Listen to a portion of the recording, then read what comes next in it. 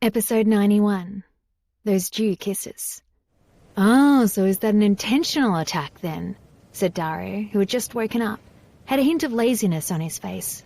His sleepy eyes were also exceptionally sexy and mesmerizing. Compared to the confident, businesslike Dario in the outside world, Jade felt that this Dario was more real and moving to her heart. It was only now that she felt that the two of them were just ordinary people. She felt that the distance between them was not so great. Then she reminded herself that this was just her imagination. "That's not it. I'm going to get up." Jade frowned and was about to get up when he stopped her.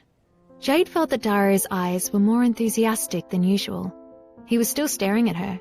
At the same time, she also felt that her shoulders were a little cold. She looked down and found that her shoulder strap had slid down. Half of her chest was exposed.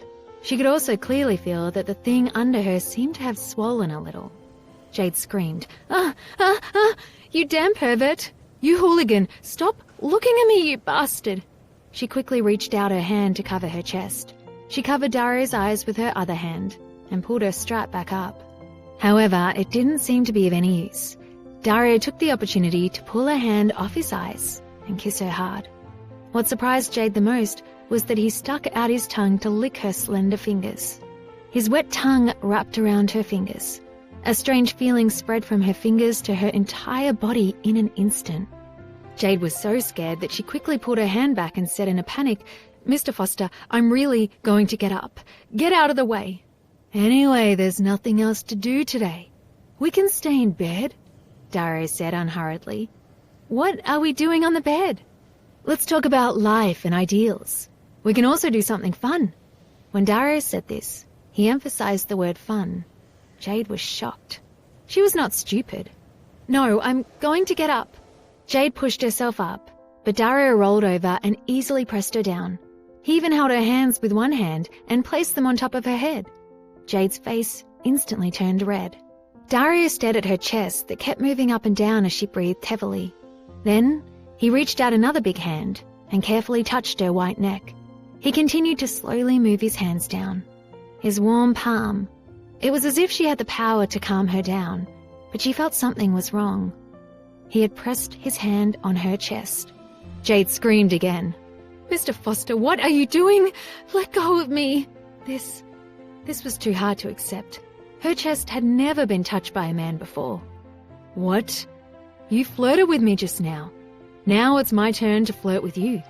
This is called reciprocity, understand?" Then, while she was surprised, Dario stuck his nimble tongue deep into her lips. His hands were still touching her chest. Her clothes were made of very thin and smooth silk, so they felt very good to the touch. They were especially soft and comfortable, and Dario's waterbed rippled along with their movements. Jade could clearly feel Dario's body heat passing through that thin layer of fabric to her body. He pressed tightly against her body, making her shiver uncontrollably. The most important thing was that the behemoth beneath him was near Jade's most private place. She was instantly embarrassed, and her face was so red that the colour reached her ears. Although they were separated by her underwear, she could still clearly feel the shape of that thing, as well as its size and temperature. Jade didn't dare to move at all, afraid that it would ignite a fire in her body. At this moment, her heart was almost jumping out of her chest. Dario could not control himself anymore. The kiss became deeper and deeper. He forced Jade's tongue to respond to him. It was only when the kiss was about to suffocate her that he was willing to let her go. Looking at her rosy face, he kissed her neck again, and then her sexy collarbone. His kiss was very gentle. His lips were also very soft.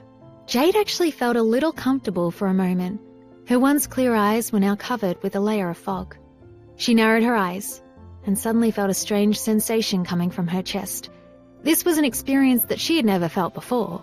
A kind of soft, strange feeling immediately spread throughout her entire body. Jade suddenly realized that Dario was kissing her chest. Although it was separated by her pajamas, she could still feel his wet tongue attacking her sensitive parts. First it was kissing, then softly biting. All of this happened too suddenly. Jade didn't even have time to think, and her mind immediately went blank. His other hand was not idle either. He touched Jade's other soft breast. He squeezed harder, and Jade could not help but let out a muffled groan. When she made this noise, Darrow's eyes immediately narrowed. His throat also began to become unusually dry. His lower body became hot. Jade immediately covered her mouth. Her heart was beating non-stop. How strange. What had just happened just now? She could hardly believe that she was the one who had called out in that voice just now. It can't be. Was that voice too lewd? Too coquettish? She simply could not imagine that she would actually make such a sound. Now Jade's entire body began to soften. She fiercely bit her lower lip to keep herself calm. With a forceful push, she pushed Darrow to the side. After that, she nervously straightened her clothes. "Mr. Foster," she said, "don't do this. I'm really going to get up." However, Darrow didn't seem to want to let her go. Instead, he hugged her slim waist and buried his head in her soft chest, intoxicated. "Mr. Foster, let go of me now." Jade bit her lips tightly. She didn't want to moan again accidentally.